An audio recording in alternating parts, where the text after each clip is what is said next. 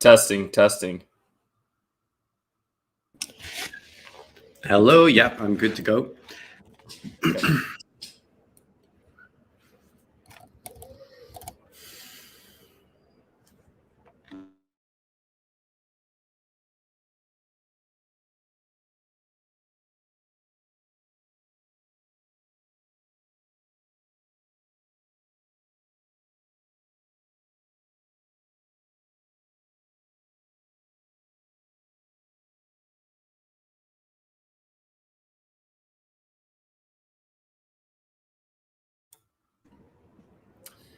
Hi, everyone. I'm Chris Sinke, the Chief Business Officer of Bittrex Global, and I'm the host of our video AMA today, even though we are doing this audio only. We're still live on the internet today. And we are featuring Mars4. Our guest is Ethan Earthling. He is the Chief Financial Officer of Mars4. And I just want to, Ethan, give you a warm welcome. Welcome to the AMA. And thanks for joining us today. Thank you very much, Chris. It's great to be here today and delighted to have a conversation with the Bittrex community. Yeah, we are too. We are excited about the partnership with Mars4, and I think we're ready to learn more about the token and NFTs. Awesome stuff. So for today, we went ahead and sourced questions from our community, as we do for every AMA, and the broader crypto community in general.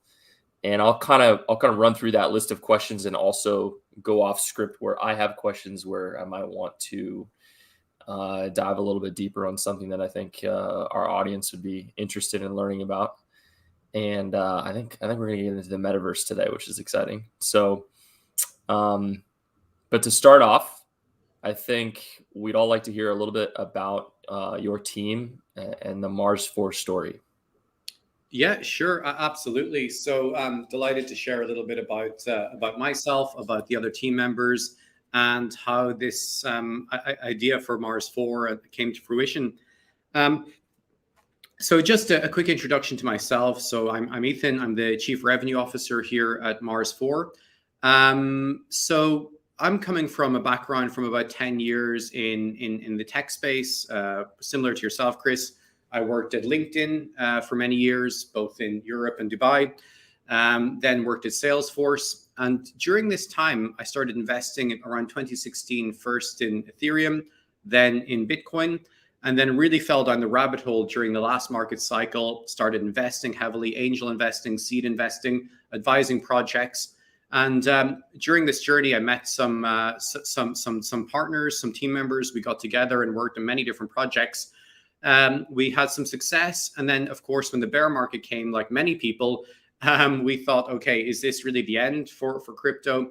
And we all kind of went back to our day jobs, to our various businesses, to our venture funds and so on, back in the traditional space. But then something interesting started happening around 18 months ago. First, we had the DeFi summer when we started seeing some real use cases for tokens and crypto. Then we started seeing things like NFTs getting popular, again, another real world use case and a door to mass adoption. And then what really piqued our interest was the emergence of metaverses and play to earn gaming. So we basically got the band back together. We said, guys, look, something big is happening. What we expected was going to happen in 2016, 2017, 2018. The time is now right. And that's when we got together and said, right, we have to build something huge. And we're all nerds at heart. SpaceX was really hot at the time. And we thought, okay, let's do something that captures the popular imagination. And that's why we decided, let's build something that touches metaverses, that touches play to earn gaming, and touches DeFi centered in Mars. And that was really the inception point that's brought us here today. Fantastic. Who needs to the moon when you can go to Mars, right? Absolutely. We just bypassed it. That's right. So that's a great background, and I love the Elon Musk thing. I think that SpaceX is still capturing the zeitgeist today, and I think it's a good segue into the next question, which I think builds off the first, going deeper into Mars4 and the team behind it. Can you tell us a little bit about the team members specifically? Definitely. So I've given the background of myself, Ethan Earthling, which is my avatar in the Mars world. But our CEO Richard is a serial entrepreneur with businesses across medical devices, Internet of Things, as well as blockchain. Our colleague Thomas is coming from traditional VC, so he's a partner at Iron Wolf Capital, which is one of the largest venture funds in Northern Europe and the Baltics. And our chief marketing officer, Thomas, he's been in the industry for a long time, but he actually built the first marketplace on Second Life, which was a pre-crypto virtual world metaverse, really popular. Like I remember engaging with this, 15 years ago myself. And that, I think Second Life was too early for its time. It was pre-crypto and the technology really wasn't there. So for Paul, it's really like, the second chance to see his initial vision coming into fruition. So yeah, quite an interesting background of entrepreneurs, traditional venture capitalists, from traditional startups, and then myself coming from more traditional tech. When I say traditional, to differentiate, Web 2.0 from Web 3.0, where we're all working now. Yeah, absolutely. And the second part of that I didn't get to was, and you kind of answered this already, but like, what's your collective vision to revolutionize the crypto space from a Mars4 perspective? Well, we're all, as I mentioned, we're nerds at heart. We're sci-fi geeks at heart. So for a long time, we've been inspired by the likes of Neil Stephenson's Snow Crash, a science fiction novel where he coined the phrase metaverse and talked about these virtual worlds. We were also inspired by the movie Ready Player One and the book that preceded that, about a universe of metaverses all interconnected with each other.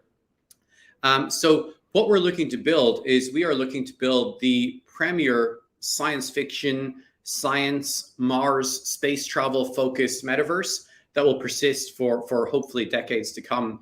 And in order to do that, we want to make it a place that's going to be engaging, so people can come there, have fun, socialize with their friends, just like Decentraland on Mars.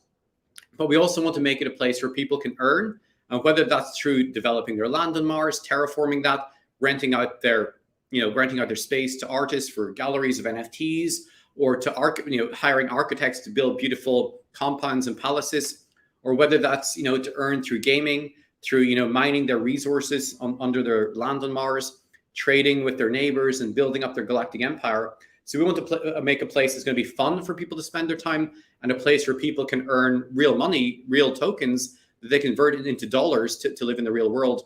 And a segue from that is, the inspiration we took more recently is from Axie Infinity, where you've got people in the Philippines and other parts of Asia who are able to make a really, really good living playing this game, and then using that money that they earn in Axie to better their lives, to take care of their families and loved ones, and really to help fairly distribute the wealth that's being built by these metaverses globally.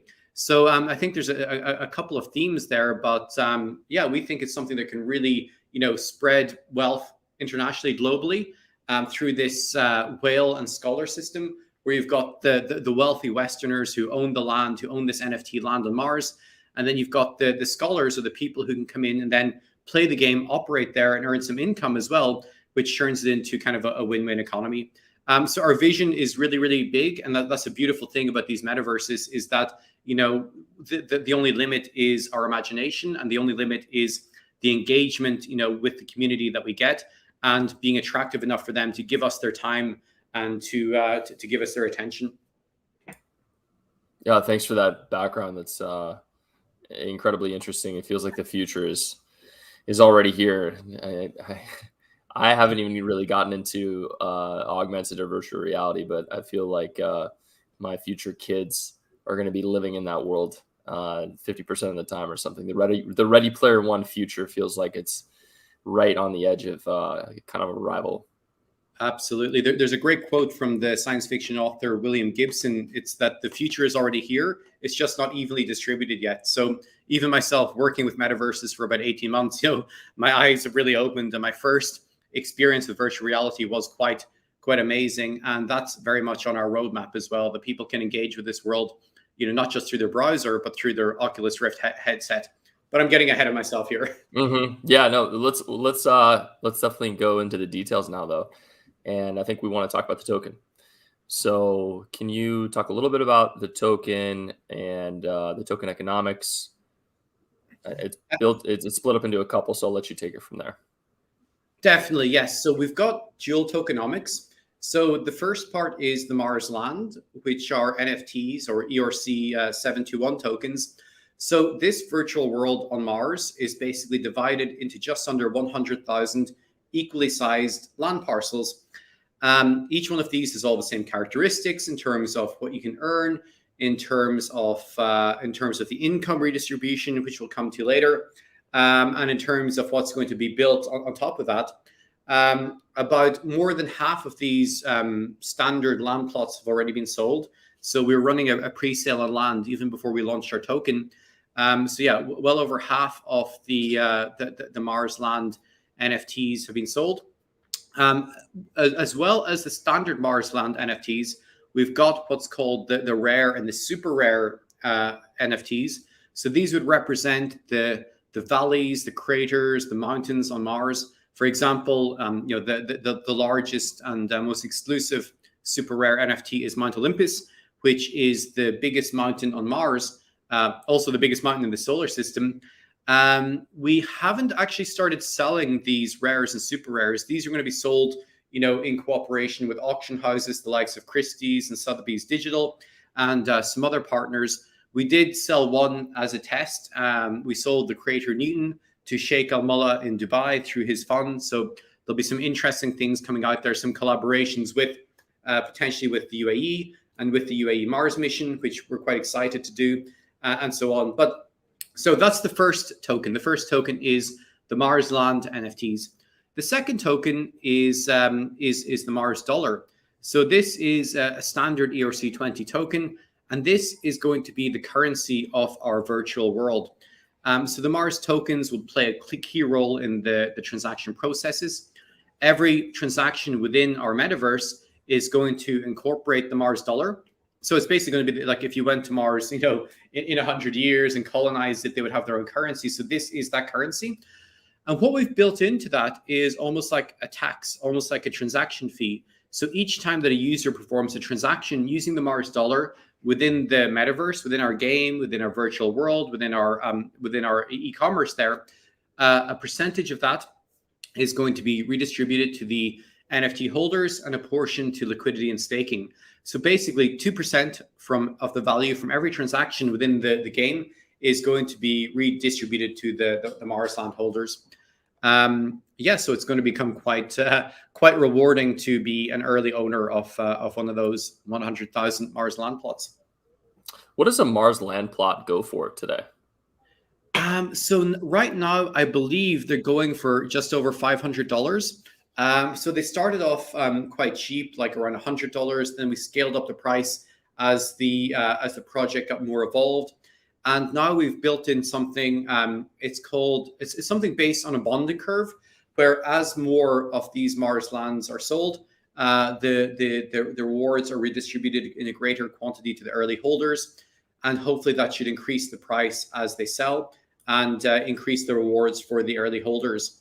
But previously, you could buy the Mars land with any currency, with Ethereum or stable coins or so on.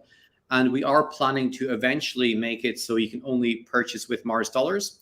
But for now, people are still able to come to our website, go to the Click Explore, go to the virtual world. And what that will do is it'll pull up a 3D map of a virtual Mars, which is actually based on real data from NASA and other space agencies. And they'll be able to explore to see what's still available and select and purchase through the website their land. So the sale for the Mars land is still ongoing, and we would welcome the Bittrex community to check that out. Yeah, I think I might have to go in and buy some land. I'm a big fan of real estate, and especially when there's not a infinite supply of something, I get pretty excited. And hey, Mars, it's time to terraform that place. So this is pretty fun. Definitely no, and I think it has become a thing within metaverses, like within Alien World and even Star Atlas, which is a newer metaverse. Land speculation is a thing, and there are people, they don't even come in and play the game. They literally come in, buy up as much of the land as they can, and then rent that out to people, or use that in these whale and scholar systems. So it definitely is interesting, and it's like bringing real world scarcity into virtual worlds, which is really cool. That's very, very interesting. I think you answered this already. It's the next question, but talking about understanding your work around creating what you call the world's first income generating NFT. And I'm assuming that's the Mars Land NFT. And you just explained how income is generated, right? So we kind of covered that already. I think anything else you want to mention? Yeah, it's almost like a tax. It's almost like a tax on all the economic activity that reverts back to the landowners. So basically, the more land you have, the more of that, the bigger proportion of that income that it will accrue to you every month, every quarter. One other thing I will mention, that one of the benefits that comes to owning Mars Land is that the Mars Land is going to be the governance token of the DAO. So eventually we want to, once the game is up and running and the world is kind of, as it meets our vision, or the layer one of our vision, we want to then pass it over to a decentralized autonomous organization. And what that means is that the people who own the land will be able to vote on the direction of the metaverse. So important things like the direction the game is taking, rules and regulations, even things like, income redistribution and things like that. Everything that, any of these important decisions that will really affect the direction or the outcome of the metaverse in the game will be voted on by the landowners. So it becomes something like ancient Greece or ancient Rome, where it was a democracy of the landowners, and they're able to really be in control of their own destiny. So the governance token aspect is quite interesting too. And what is Mars4Me? Is that different than Yeah, that's a good question. We get asked that a lot, like why Mars4? And it's actually really simple. So basically, Mars is the fourth planet from the sun. And we were just looking for ways to differentiate us from every other, real world mission to Mars, any other previous game in Web 2.0 about Mars. And so we thought, keep it simple, Mars4. And then, it just sounds a bit cute, a bit quirky, Mars4.me. So Mars for me. But yeah, that's the 4 is literally just the fourth planet from the sun. Okay, I like it.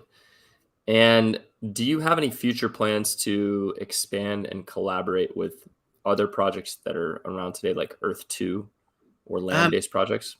That's a great question as well. And as I alluded to earlier, one of our inspirations was the book, which they recently made into a movie, of Ready Player One, where you've got complete discrete metaverses, but there are portals and doorways between them, so you can jump through. So one of our advisors, or our lead advisors, and actually some of our first investors are Danny and Kieran from Illuvium, which is one of the biggest metaverse and play-to-earn gaming projects out there. They get a multi-billion market cap right now.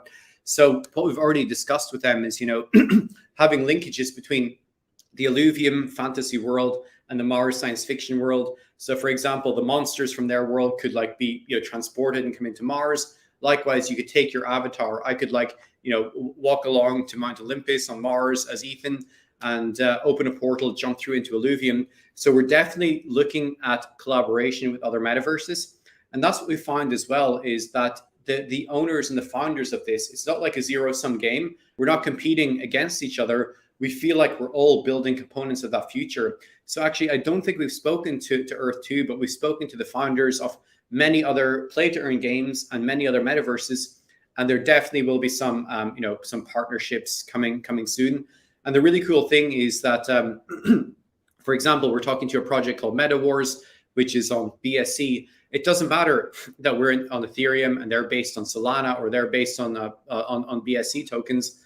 The worlds can still be mutually operable and interoperable together, which is really cool. So not specifically with Earth 2, but we are having ongoing conversations with many other projects like Illuvium that I can name, And yeah, we think that the interoperability will be cool. Sorry, there is one other I should mention, which is Eartha.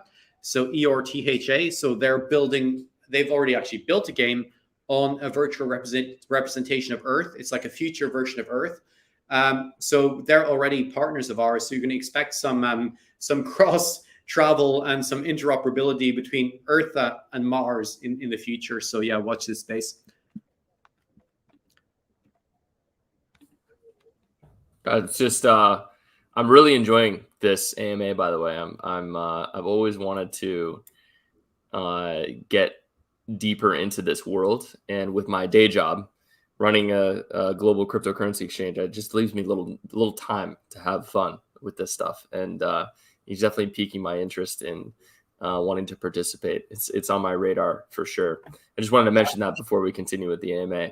I can highly recommend that. You know, a lot of people have done this. They've like, you know, basically they've gone a little bit down the rabbit hole and then they've gone all the way. So it's, I've been in crypto since about 2016, 2017. And I really think this is number one, the most fun I've ever had and the best vibes. But also number two, I think this really is one of those real world use cases that's basically building the building blocks of the future internet. You know, like you said, your kids, my kids' future. So it really does feel like building the future, which is awesome. Mm-hmm. Yeah, for sure. Well, let's. I think this is an obligatory question for every project in the space, but let's cover it here today as well. In terms of security, obviously that's at the forefront of all projects today. The tax infrequent. You guys are an ERC20 token, so I think you've really limited your attack vectors there. But how does Mars4 think about security across the platform, and how have you, from an ecosystem perspective, addressed security and not necessarily from a token perspective? So this is a really good question, and especially in DeFi, we see these hacks and exploits almost every day. I think just today, just before we went online, Cream Finance. There's been another $115 million exploit there as well. So within the world of DeFi, especially when there's staking and you know, yield farming involved, you've got to be so careful when people are staking their valuable tokens there. So obviously, we're taking all the traditional precautions around, you know, multi-signature, decentralization of trust, and so on within our own team, and with you know, our CTO could probably speak to this better, but you know, we're investing and spending on the necessary resources to make sure that the system matches the highest security standards for any tech platform. So things like proxy contracts as well, you know, access control. Then the other part is that our smart contract has been audited by QuantStamp. They're also an investor in ours, actually. Well, the CEO, Richard Ma, is. And QuantStamp, they're the best in the industry. They've audited huge DeFi projects like Synthetics. So Synthetics is one of the original DeFi projects, successfully, you know, managing billions, I believe, in users' funds of various tokens with no history of hacks or anything like that. So we're in-house. We've got a very strong team from a traditional tech background. And then we're also working with the best in the business to make sure that the DeFi elements, that those epochs and bonding curves and staking and yield farming that will be built into our Mars land and so on, and our economy will be secure.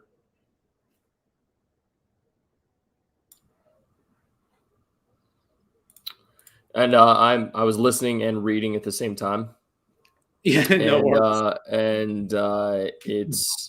it's great that you guys have covered that from an audit perspective. For those of you who don't know, on the AMA, QuantStamp is one of the foremost experts in this space and one of the trusted leaders in this space. And it's actually a token we've worked with extensively in the past as well. So you definitely have the stamp of approval from our perspective when it comes to the security work you guys have done. Definitely. And one segue from that is that so Kieran Morwick from Alluvium, his brother is actually the founder of Synthetics. So we were quite lucky from an early stage to be kind of having advisors on our board of advisors who are, you know, really making sure that we went in the best possible direction in terms of security and doing things in the best possible fashion from an early stage. So yeah, we were quite fortunate with our advisors and early investors who helped us out there. Well, let's now that we've got security covered, check, right? Which is great. It's important to go over that and discuss it and make sure that things are done the right way. From that perspective, let's go into the more fun stuff. From my perspective, at least, as I'm a business guy, is the market segment that you're going after, the customers that you are targeting, as well as the industry, your competitors, and so if you could address who your target market is. That's question one. And then question two is like, what does the competitive landscape look like for you, and how do you view that? Definitely. So, so I guess you could say the total addressable market for us is divided into a few different segments. One would be traditional crypto investors who are always jumping around looking for the next best thing, whether that's the degens who invest in DeFi to maximize their yield, or people who are investing in play to earn and metaverses because it's hot, not necessarily because they believe in it. So that will be one, and I believe we tick the box for that demographic with our yield farming and staking that we've taken from advisors who are close to the likes of Synthetics and various other projects, and Illuvium that have done this very, very well. The second demographic would be gamers. And what we're finding with this generation of gamers is there's a strong overlap between people who are into gaming and people who are into crypto. And I know that people tried to do this in the last market cycle around 2017, 2018, and just, neither side was ready yet for that crossover. So that crossover, these crossover people who are just into gaming, into the competitive nature, and if they can earn from that, that's great. And then the other demographic would be those people I mentioned in the third world and developing economies, who for them play to earn is a way to climb out of poverty and to better their lives and to better their living condition. So those would be another group of people that we really need to target, because the activity of those people who come to play to earn, they extract revenue from the platform. But what they do is they give you the time, they give you the economic activity, they give you the players and the critical mass that you need then to build a big and valuable platform on top of that. So I believe if we hit all those three components, I think we can do very well. And you come from traditional tech, I come from traditional tech in your business development, and you're always looking at what's the total addressable market, what's the TAM.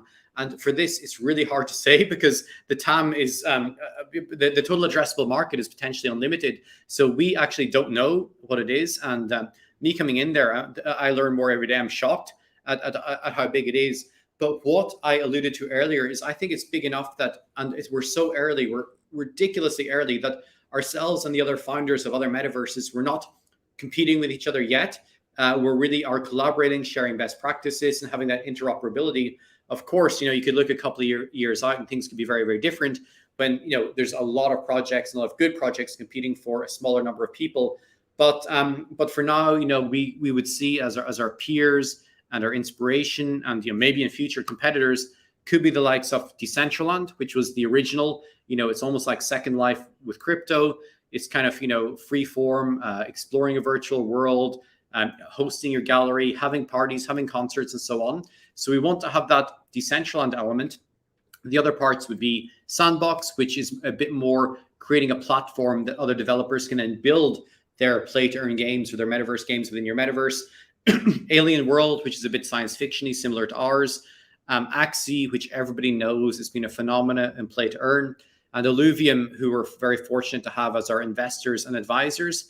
But what I see now, I think we're hitting that tipping point every day. There's more and more projects reaching out. So I've heard of Meta Wars, which is another sci-fi focused metaverse, Metaspatial. So I thought we were late when we started 18 months ago, but now I see we were super early. There's so many of these companies popping up every day.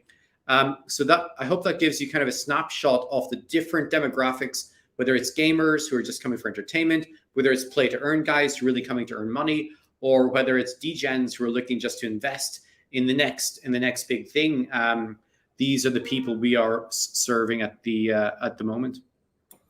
It's all super interesting. My part of my background is I was the director of competitive strategy under product marketing at DocuSign. And one of the questions we'd get all the time was around total addressable market. Tell us what your TAM is. Tell us what your TAM is. And eventually, after studying it and trying to tease out a specific TAM number by modeling something into the future, I just threw up my hands. I was like, "There's no TAM because there's no TAM in innovation because culture adoption of new technology can blow TAM out of the water. Like whatever you think it is, this isn't." A capacity problem like in construction, like what's the total addressable market if we were to sell this new type of wood? I mean, you could model that and get to a pretty reasonable pinpoint answer and add some sort of growth rate, and it would make sense. But when you're talking about the potential change for how people interact with the world around them, it's just impossible, right? So I hate it when people push on what's the TAM, because it really depends on how the global population adopts the metaverse, right? And we don't know yet.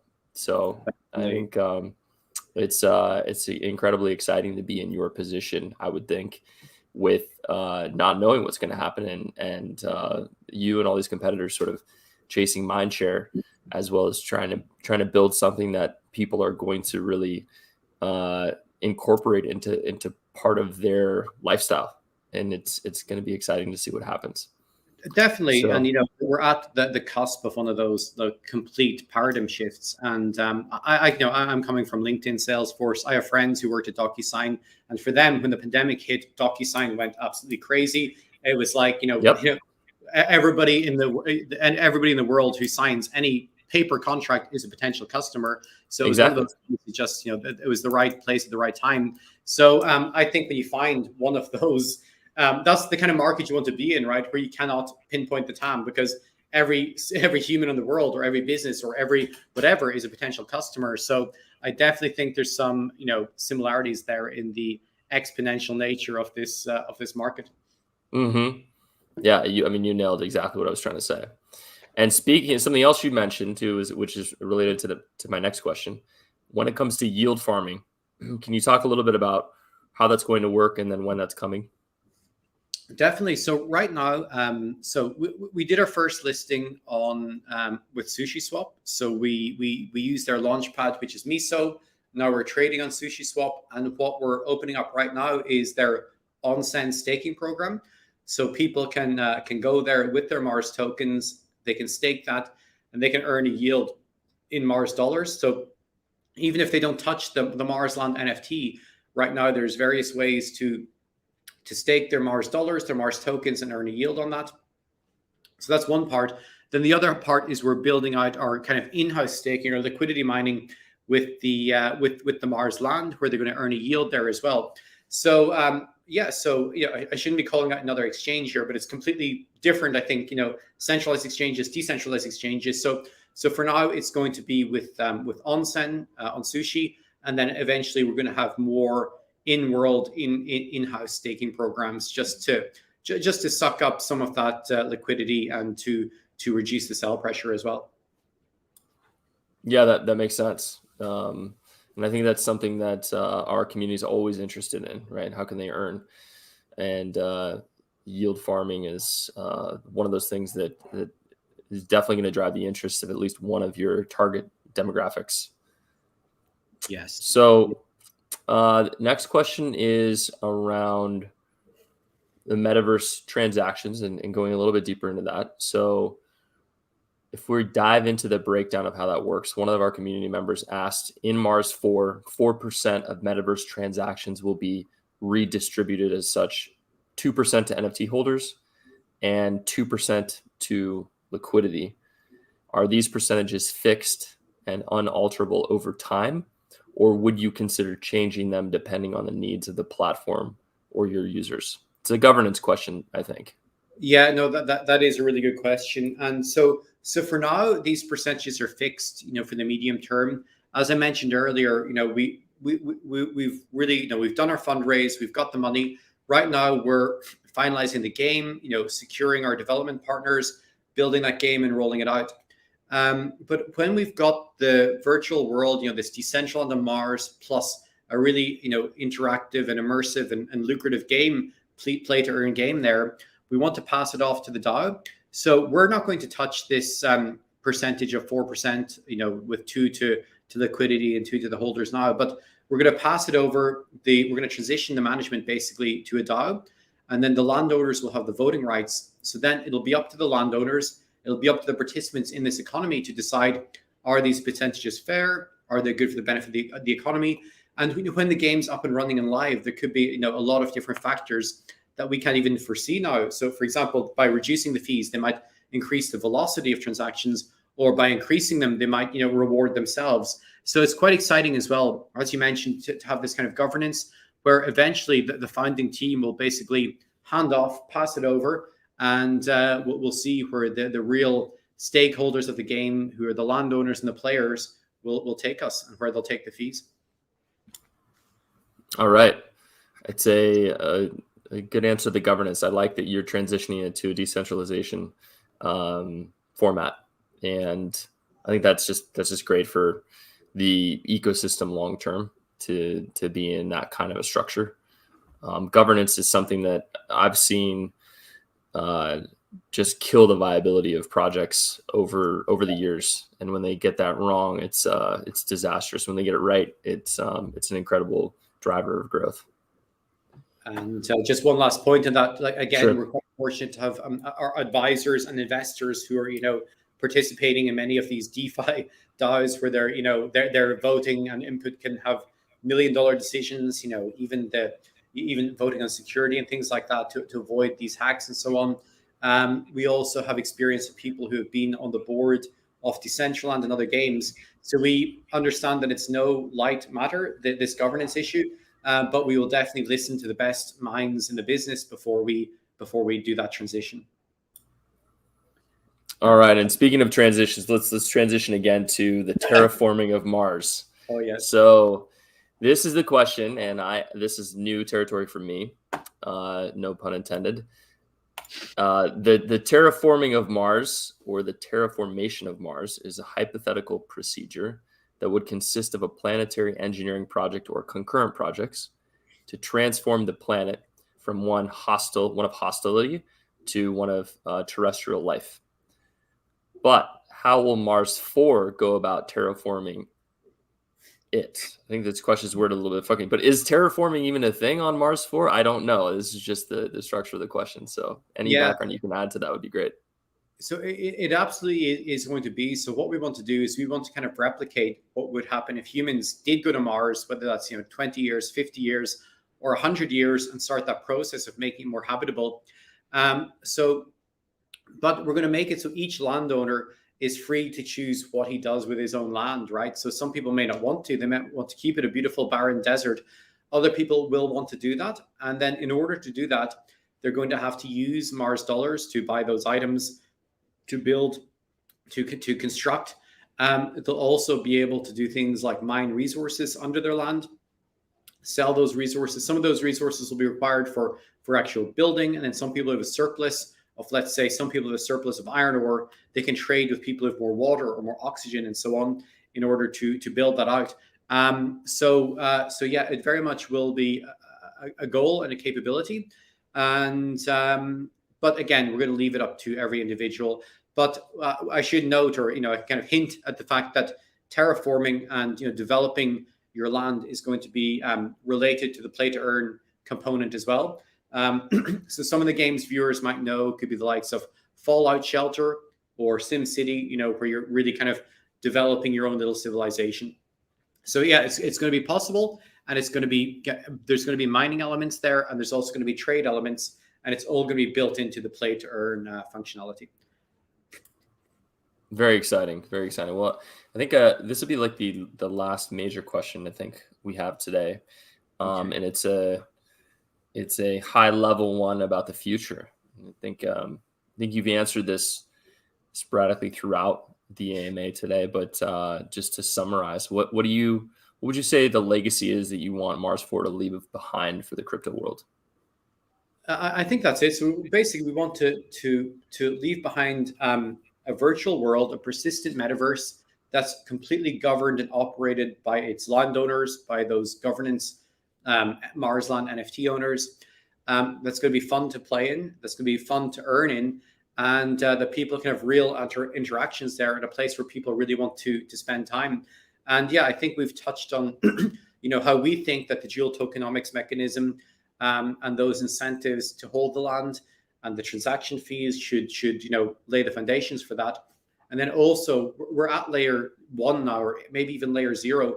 So the layers we want to build on top of that, where first it's a browser interactive game, then it's a 3D game. And then ultimately, I want it to be a place where you can slip on your virtual reality headset, go and explore your land, check on the progress of your terraforming and your construction, go into the city, interact with people, have a drink, do some trade. All these kind of components, all those kind of economic things that you do in the real world, to be able to do that in a lifelike setting.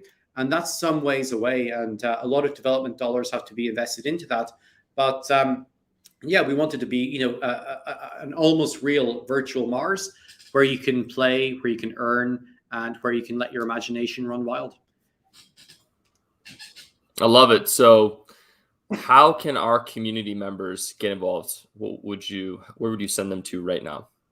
I would send them to the website mars4.me. I would tell them to have a look at Explore, to have a look at the virtual world. When you see that, and when you play around, and when you see how much land is sold, how little is available, it kind of gets the FOMO going and gets the imagination going. Of course, I would invite them to go to Bittrex and to accumulate the tokens when they can, because as soon as we launch the game, the demand for these tokens is going to be intense. And then I would recommend they come to the usual channels, like our Telegram channel, our Discord. It's got its own thriving gamer community who are super excited. Our Medium to read up on updates of what's been going on since we started. And I think launching a Bittrex will be attracting a lot of new investors, participants in the game. They're coming at us fresh, and you join us at a very exciting time.